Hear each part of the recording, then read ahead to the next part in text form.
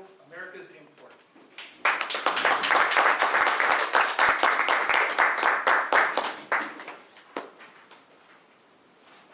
Move this out? Okay. Ilio, do you have a request for the flags for timing, or? 3 to 5 minutes. Okay. Then 2 to 3 minutes on questions. So 3, 4, and 5? 3 minutes to green, Okay. yellow, and then red. And then the other one, 2, 2.5, and 3. Right. Okay. Perfect. Thank you. Well, folks, it's another that festival time again of the year, and with WBBM News Radio 780, this is Richard Copeland. I would like to introduce our guest, Mr. Ilio Ruschetti. He is the Chief Marketing Officer of Fiat Chrysler Global. He will be discussing the all-new Chrysler 200 sedan, along with the company's future vision. Mr. Ilio Ruschetti. Thank you very much, Rich. It's a pleasure to be here during this festive time of year. I want to talk about our lead vehicle. Our lead vehicle is the 200 sedan. The 200 sedan is an amazing vehicle. Everything is fully automated in that vehicle. You dial your shifter. You give it voice commands. It's intuitive. There's backup cameras to it. The quality, fit, and finish is fabulous. Cars made in the United States are excellent. The quality is up there. There is very little to no difference between a Japanese car and an American car. They all go model to model. You have to really evaluate the models.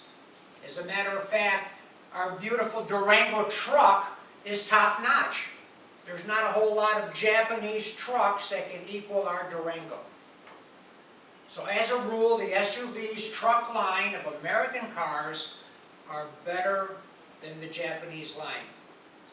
Plus, there's an interesting fact. Our cars are made here, but so are theirs. So they have the same assembly line workers and the same parts to the vehicles as we have. The only thing is we're better. We're better at final assembly. We're bringing in all of our final assemblies from Mexico and Canada. We're bringing them right here into the U.S. And we're all getting foreign parts, whether it be American cars or Japanese cars. Case in point, I can have my 200 sedan with a Korean transmission in it. And the engine may be made in Cleveland. And the rear end comes from Japan. So the cars are globally assembled now. We get parts from all over the world. It's not unusual to work on a car, either a foreign car or an American car, and use 2 sets of wrenches on it. They mix metric with standard. And the reason that occurs is simple, because parts are made all over the world, all over the globe. So the quality is going to be very similar on the cars. Economy, the United States cars are just as economical as any other thing out there. We're also big on future technologies. What do I mean by future technologies? Besides the hybrid vehicles, we're developing an all-electric car. It has no onboard combustion engine. Because if you take the example of one of our competitors, General Motors, they have a Volt. The Volt has an onboard engine. All it is a glorified generator. So if the battery gets low, it starts up and it recharges the battery. It does not drive the vehicle. But we're looking at a full electric car. And it's going to have a full GPS system on it, meaning that you're not going to have cables running in the road. The car is going to take you where you want to go. It'll be precise within 2 inches. You won't stray the road, you won't back up into anyone. It'll be precision. We're also contemplating the idea of air lanes where the cars move up in the air on an air cushion.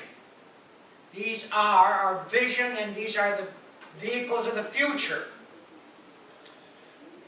A car does not have to cross an ocean to use our excellent roads. We have cars right here that can do it. Rich, I'll be happy to take questions. Yeah, we have some from our viewers. Question number 1. How is Fiat Chrysler improving their vehicles? Well, one of the things that I had mentioned earlier, the way that we're improving is we're opening up the whole world to our parts.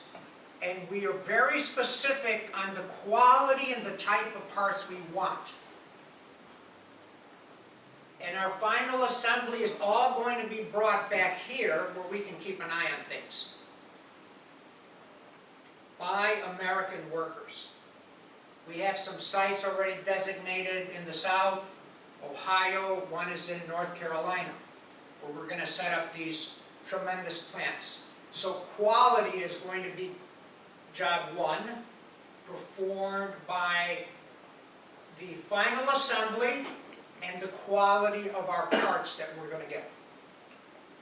Thank you, Ilio. Another viewer has asked, does the company plan to expand production in the United States? We do. I just elated to that. We have 2 facilities. We're going to also hit Washington State. So we're going to have that West Coast. And we're also going to have a plant in Georgia.